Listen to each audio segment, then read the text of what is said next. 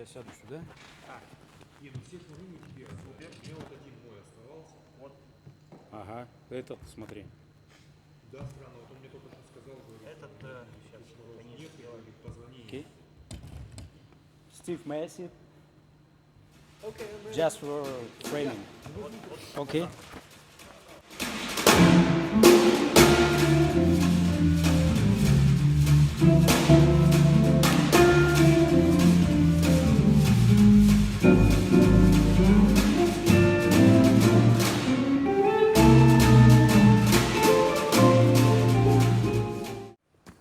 It's a very great honor to have you here in Russia today and in this beautiful venue. Yes, fantastic. How do you venue. like it? Love playing here. It sounds very good on stage. And I can hear everybody acoustically quite well. Yeah, we are DRUMTALK Russia channel and we were invited by a Moscow House of Music. And my first question is concerning your studio sounding. How do you make your sounding? It's very interesting for us to know. Studio sound. Yeah, exactly, studio.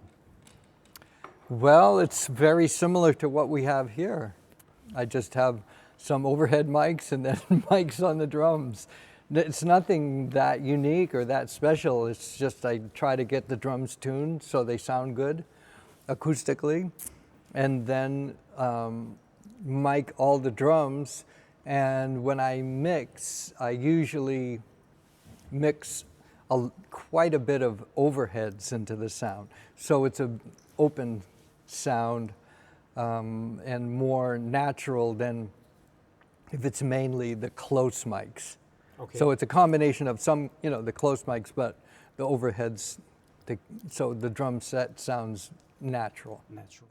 Mm-hmm. And what's the difference between live sound and studio sound for you? Yeah, live sound, I have even more overheads. More, okay. Yeah, like a lot of times, if I'm playing in a club, I don't even use the mics on the toms, just overheads.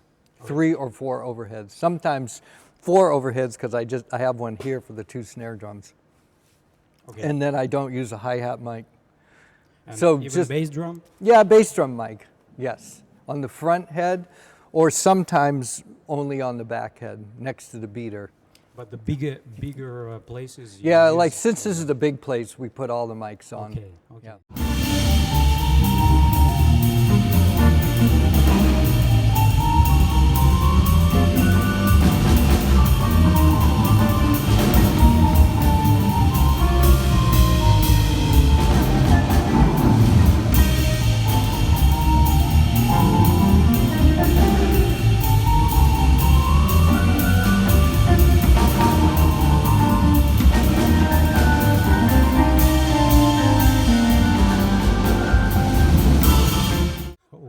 It's a question about 1 hour. Yeah. Answering. I think the main thing is I've played a lot of concerts and a lot of gigs, and in the process, I've had to learn a lot of music, and I've had to be comfortable playing a lot of different tempos and different kinds of songs. And it's helped me to develop a large vocabulary. And when I improvise, I'm working with the other musicians that I'm playing with. I'm really listening to how they're playing, and their playing inspires me to play a particular way.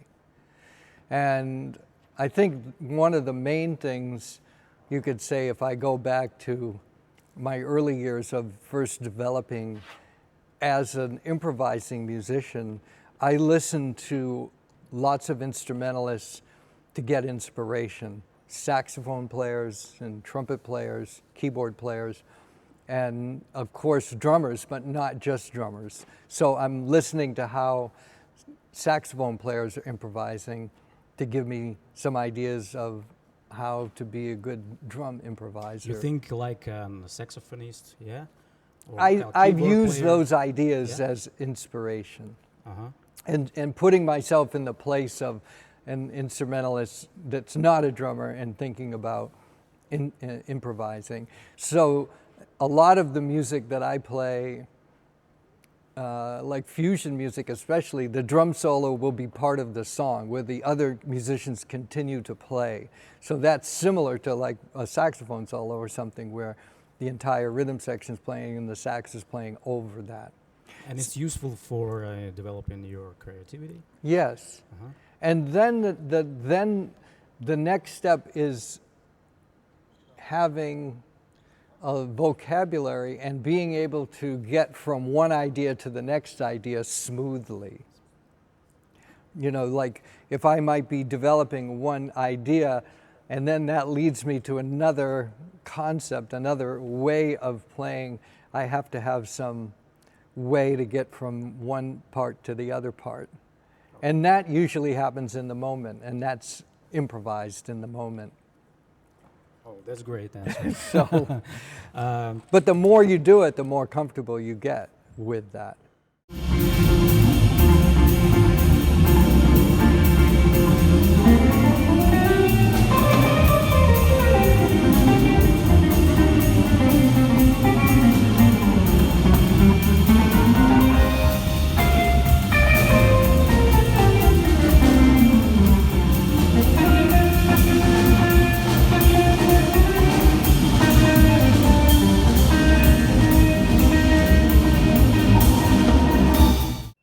I prepare every day to perform at night.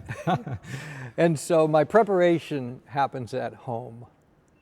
My preparation happens in the practice room. And I learn music and I learn, get comfortable with the music. So when I'm performing, then it's easier for me to perform. And I'm not thinking about the music as much as I'm in the moment communicating with the other musicians. How long do you practice in your everyday life? Every day about 2 hours. Every day? Yeah, almost every day, yes. I find I used to practice more, but I think by practicing too much, especially when I was younger, I did some injuries to myself. Because there's a point where you get the material, you get what you're working on, but if you practice too much, you can fatigue your muscles. And you have don't to take a rest? Yeah, yeah. And so now I'm very aware of just practicing enough to get the ideas, but not going too much. Over practicing. Yeah.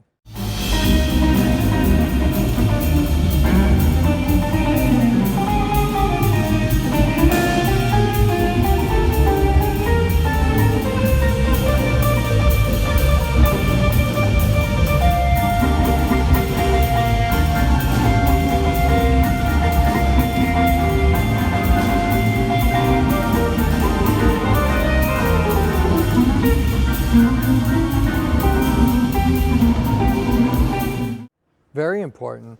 And the main idea to have a wide range of dynamics is to be especially able to play very quietly.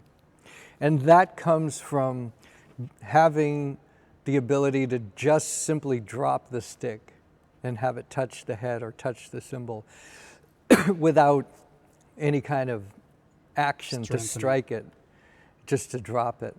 And once I learned how to just drop the stick and allow it to touch the head and touch the cymbal, then my dynamic range improved greatly because it became very easy to play quietly. Especially the musicians that I play with, it's important that I have a wide range of dynamics because many times I'm in a small club with an acoustic bass player and an acoustic piano and a saxophone player, though I have to blend in with those instruments and not overpower them. And so the idea to play softly is necessary in order to play with musicians that are acoustic. It's not a competition, yeah? No, it's not a competition. Yeah, I don't want to overpower them because they'll fire me. Okay.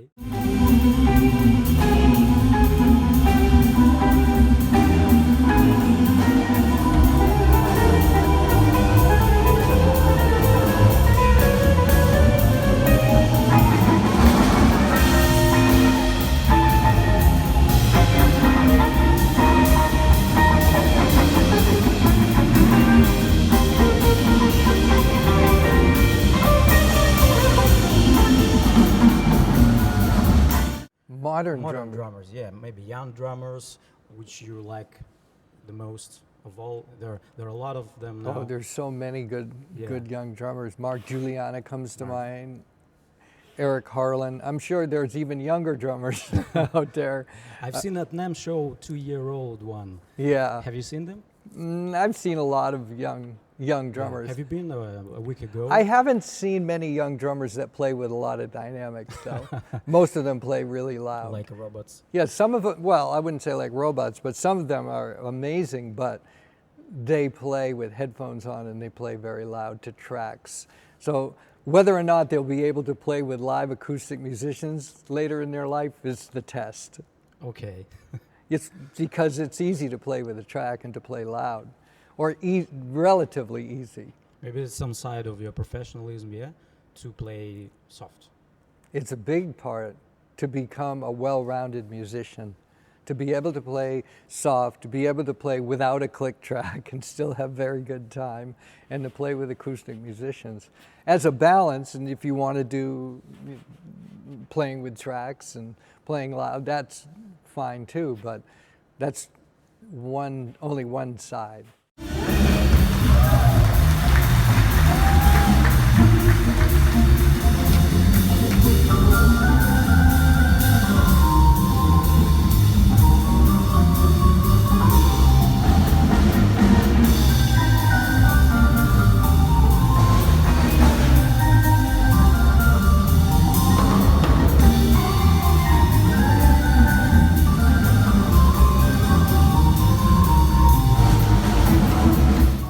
When you make some song, you have to stop and not to perfect it till infinity, yeah? Right. Where is this point? When it sounds good to you. But it sounds good to you. Yeah. But you're not the only one. Yeah, I used to be more into perfection 20 years ago, but I'm less precious with, let's say, recording. If I'm recording and I'm going for a take and it's not 100% perfect, I'm okay with that. As long as the spirit feels good, the time feels good, the groove is nice, I'm less inclined to try to be perfect. Now, but not Now. in your young age. Yeah, would you my say? younger years, I was more inclined to try for all the other stuff, but also, like good feel and good time and good sound, but also a lot of perfection of execution. Maybe it's a feature of young people. How do you think? It was a part of the time that during like the late 80s and the 90s, there was a lot of perfection in fusion, and now I feel I'm a lot looser, but I feel in some ways a lot of jazz music it's always been kind of loose. Really good jazz. Yeah. It's always been pretty loose and not really perfect.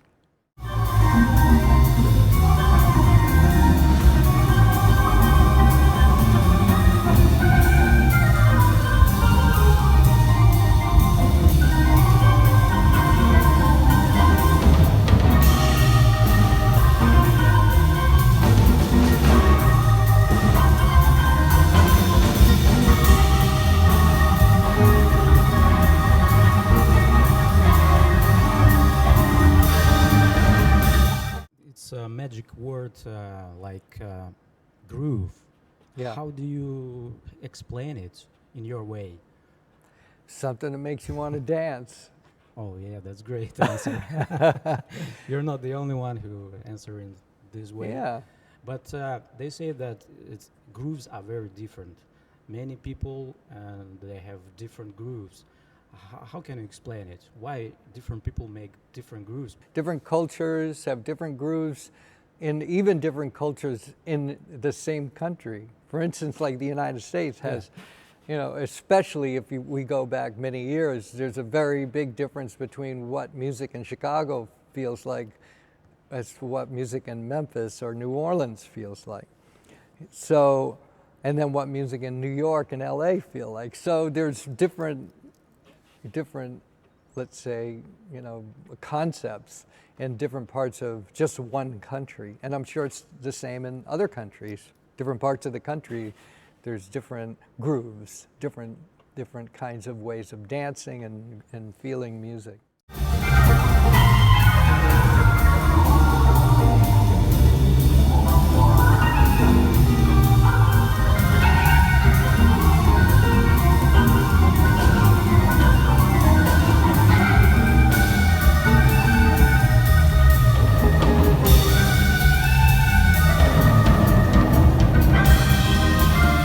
Well, tap dancing comes from the same roots as jazz drumming, and it comes from slavery. It comes from in the U.S. when the U.S. in the 1600s, 1700s, and early 1800s had slaves. They also had no drumming laws, that the slaves couldn't play their drums from Africa. So they came up with other ways of playing rhythms, and tap dancing was one. It comes from those roots. And the same with the drum set got its start in the early 1900s with the invention of the bass drum pedal, but many of the drummers that really made the advances were from the African American community. Now, slavery was over by then, but the same kind of swing pulse that informed tap dancing also informed early drum set playing. And so it all is related. It's all related in the same vocabulary and time feel. When you listen to the great tap dancers, it's like somebody playing snare drum, swinging snare drum, like Gene Krupa or Buddy Rich or something. As a rule, they can play drums well, tap dancers. I would think Yeah. they'd be able to, They because say they were so rhythmically inclined.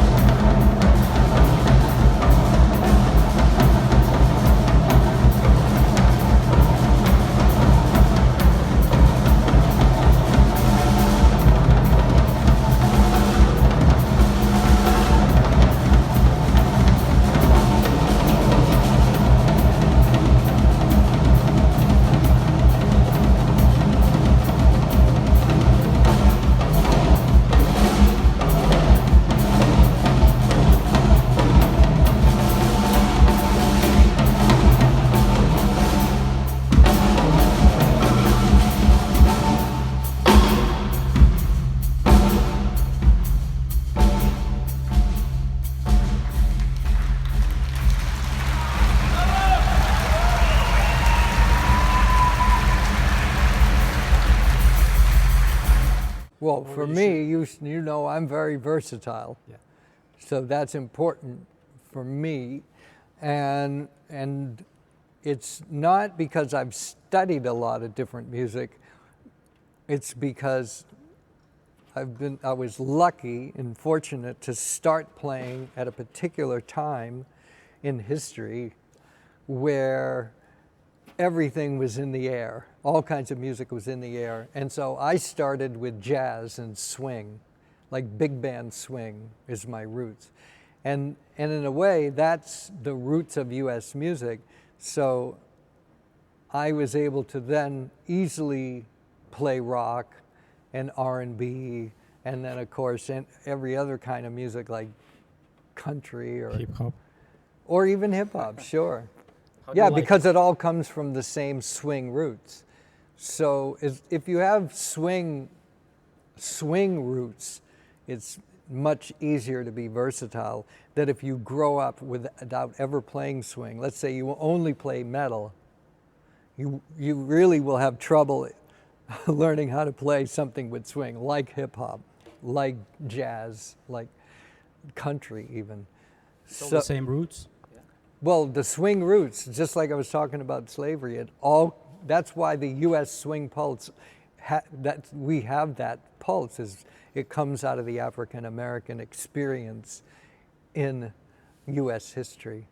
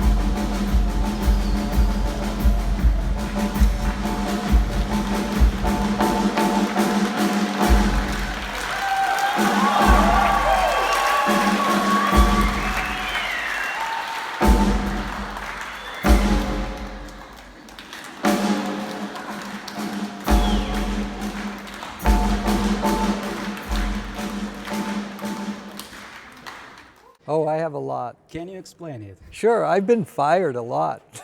Wow. Over the years, of course. Can you name them?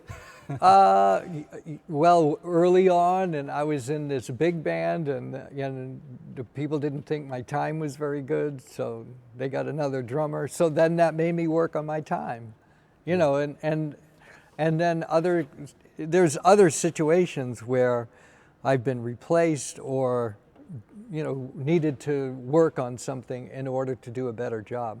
And those failures are key parts of developing my abilities, because you know, it's a bad experience and a painful experience, so I wanted to overcome that. But I wouldn't have known about my weaknesses had I not been involved in playing some music and then not succeeding at it. Well, failures is not bad. No, So- it's all part of how you get better. It's a good advice for young ones. It's Not you to- have to. not to It's, stop. nobody has a path without some failures in it.